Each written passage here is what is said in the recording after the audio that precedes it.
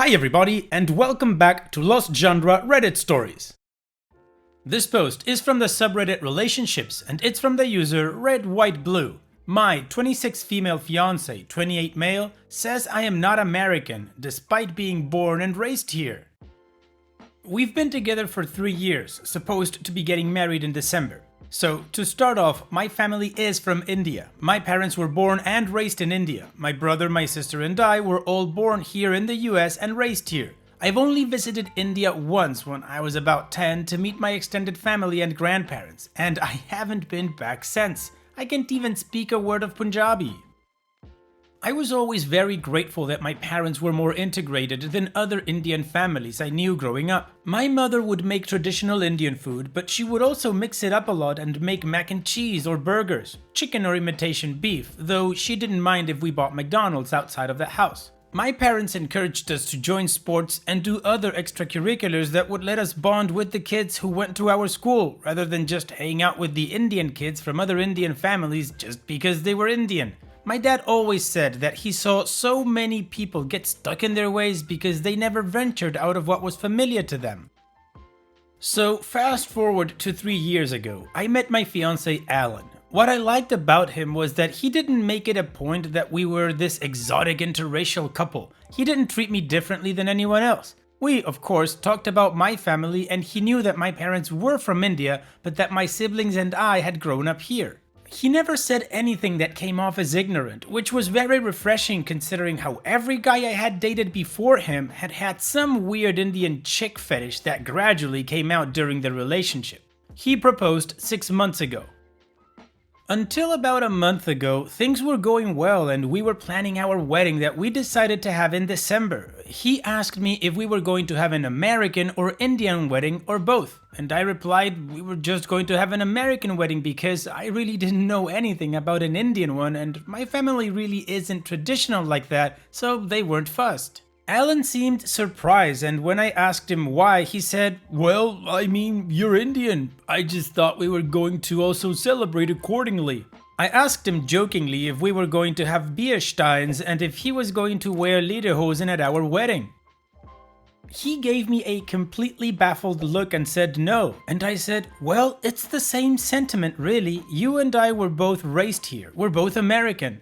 To which he said, "Yeah, but, well, not really, you're Indian American." It turned into an argument where I challenged him and asked him why he's not calling himself German American or Irish American, since that's where his grandparents hail from. He never gave me a solid answer. Everything was vague and a lot of blubbering began to happen the more I asked him why he could be just American, but I needed clarification of a hyphen in there.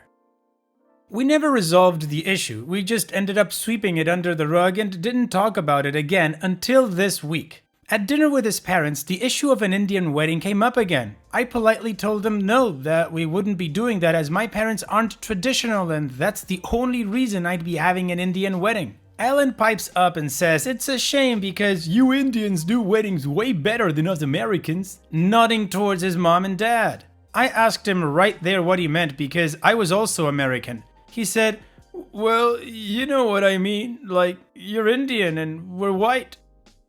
It left a really sour taste in my mouth, and then I got to thinking about what happens after we get married and decide to have kids. Kids born here, in America. Are they going to have to deal with their dad continually reminding them that because they're a bit browner that they're not really American?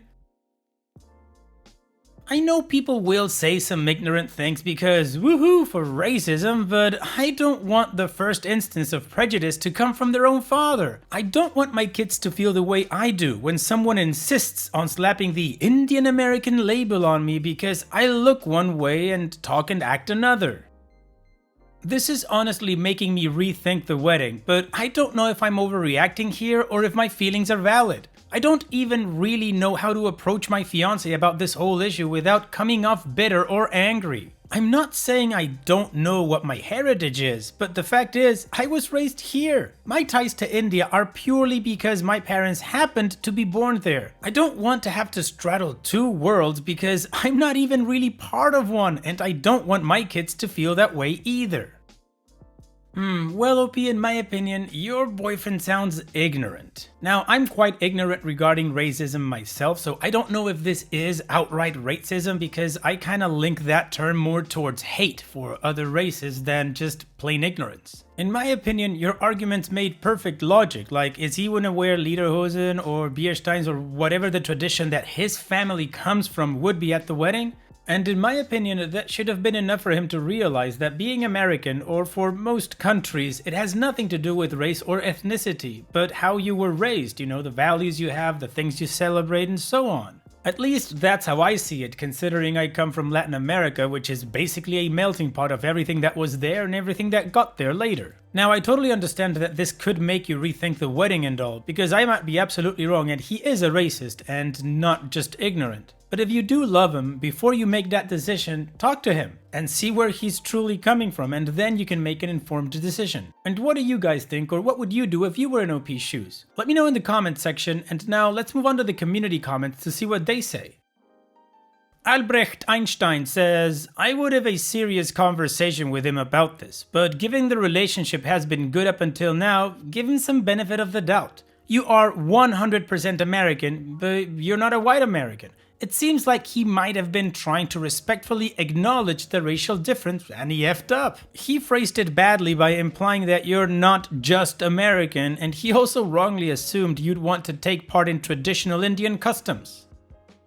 But think about it from his point of view. Wouldn't he also risk hurting you by denying any possible difference, insisting on Anglo-American customs without asking your preferences and sweeping your Indianness under the rug? Even though he knows Indian culture is not important to you, he might wonder if you want to acknowledge that background on such an important day as your wedding. There's a fine line to tread. I think his intentions were in the right place. Talk to him.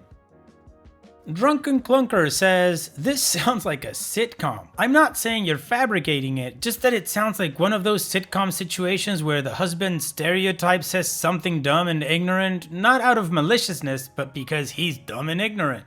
Sounds like he's perceiving this difference because of stereotypes, but it doesn't sound like he's meaning any harm or offense. He's just kind of an idiot about this from the sound of it. I'd start by sitting him down and having a serious discussion, starting with his potential attitude toward any future children. Focus on calmly educating him and see if he can come around. And Opie responds, no, trust me, I completely understand. I was waiting for some punchline joke to be told during dinner and the canned laughter to play. I'm going to do my best and to just sit down with him and try to explain it in the way I did in my post. In fact, maybe it would be good to show him the post entirely and see some of the responses here as well. Akio Internet says, my 2 cents, as another Asian, East Asian, who was born to immigrant parents in the US. I think this is absolutely something worth calling the wedding off over, if it's important to you. It would be for me. Mindsets like this allow subtle racism against Asians to perpetuate in society, and we're expected to take it because our stereotypes are positive, when in reality, the truth of the matter is that attitudes like your fiancé's perpetuate the myth that people who are not white are inherently foreign in America, that we, will never belong. I know you know this already, but your fiancé, 1, doesn't know, and most importantly to me, 2, doesn't seem to care. You expressed your views about this and tried to educate him, but he brushed you off. And then on top of it, he said something along the same vein, even worse in my opinion, just a week later. I know some people might not care about it, but for me this would be a deal breaker. If he is about to marry a woman of Asian ethnicity and can't even open his mind to the idea that she is American too, then, well, that's not the type of person I want to be with. I would usually recommend sitting down and discussing it with him, but the problem is that it seems like you've already done that. Maybe try doing it again, this time in more depth, with less emotion. But honestly, if he still doesn't get it, I wouldn't blame you for calling things off. Well, the community gave us the whole spectrum from he doesn't properly understand it to this needs to be called off. I personally think that the first commenter I read is the one that hit the nail in the head. Anyways, of course we have an update, so let's move on with that to see what OP ended up doing and how the story ends.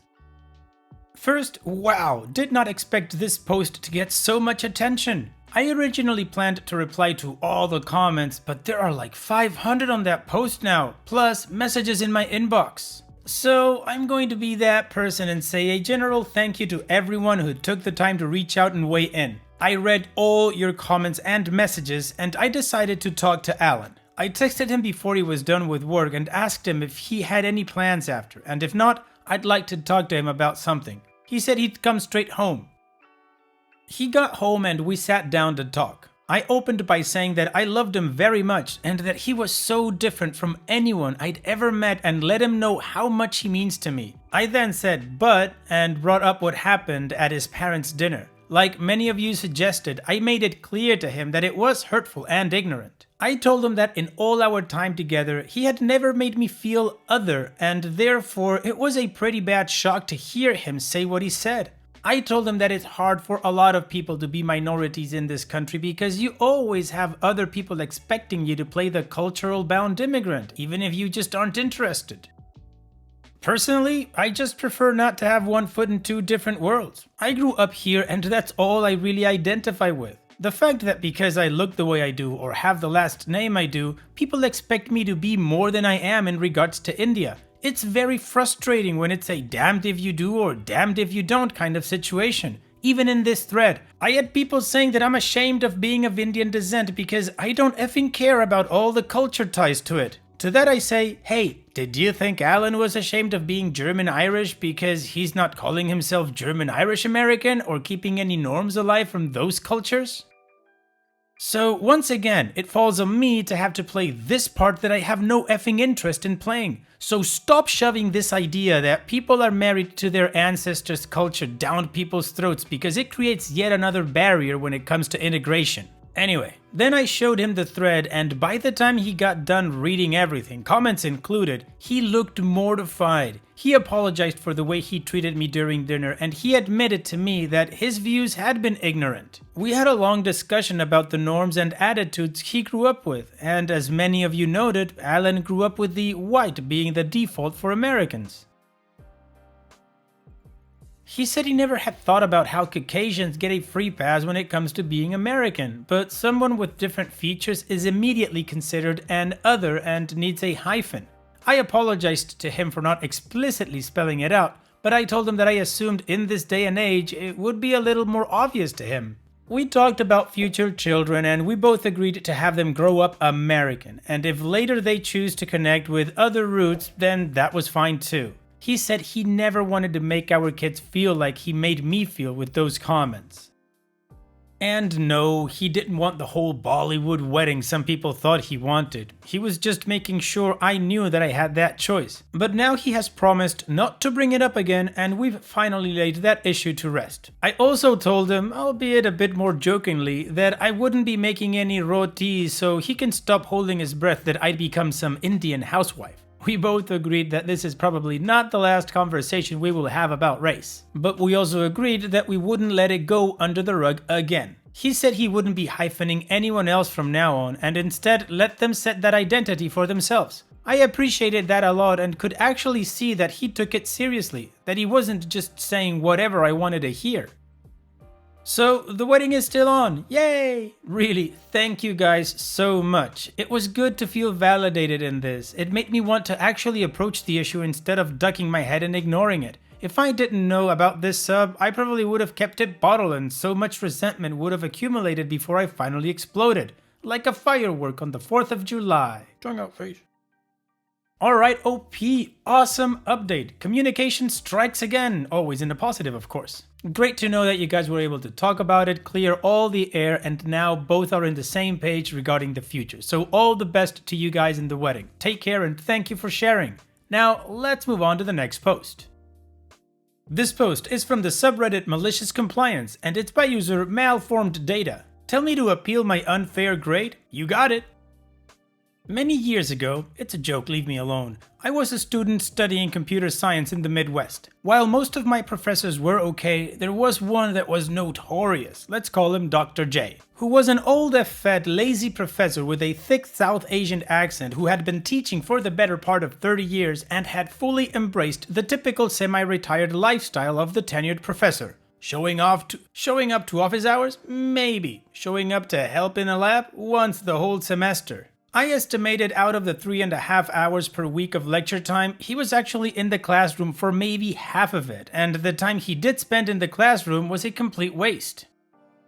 He would just pass out packets at the beginning of class that contained numerous diagrams and handwritten notes that were indecipherable, and meander around the class pointing at various parts to groups of people working on them and mumble incoherently about how to solve them, I think. I never understood a word he said. He never followed his course syllabus or even answered emails. For anyone who's taken an engineering course, especially an upper level one, this won't sound too crazy. But here's the kicker. He would fail regularly half the class for a required upper-level computer architecture course. This is exceptionally rare and completely unfair for a class at this level, especially at a state school that isn't a research uni. Typically, the interlopers have been weeded out by junior year, so while the rest of the class are by no means a cakewalk, if you put forth an honest effort to learn the material, you should be able to pass the class with flying colors. Not so with Dr. J. Failing a class at the level of this course could be devastating to your degree path since it was a required course. Dr. J was the only one to teach it and it was only taught in the fall. But Dr. J couldn't be bothered, despite the class average for his exams being something like 2 out of 15. Not that scores mattered because you could get the same score as someone on all the assignments and exams, but you'd fail the class for who the F knows why. Here's the malicious compliance.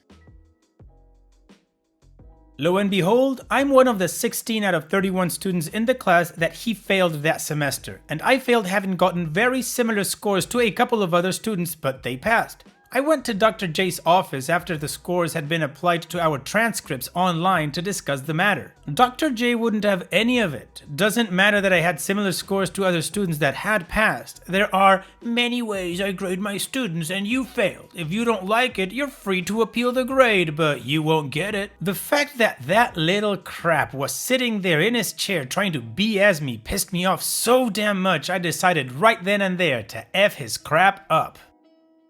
My school has very well laid out and reasonable grade appeals policy, with many avenues towards getting the appeal approved. I knew that through some of the snide jokes they made, my other professors did not take kindly to Dr. J at all, so it wasn't just the students that strongly disliked him. Well, when you appeal a grade, the other professors in the department are the ones who get to decide whether or not you actually passed, given certain evidence. "It's practically criminal what he gets away with," were the words of my faculty advisor. Now, my original plan was for me to just file an appeal and move on because I knew I'd get it, but Dr. J had poked the bear and now I was mad. So I reached out to everyone in the class, very easy since we were all on a Slack channel together, and set a meeting in a conference room in the library. I guess I underestimated how much people hated Dr. J because everyone from the class showed up. I laid out my plan.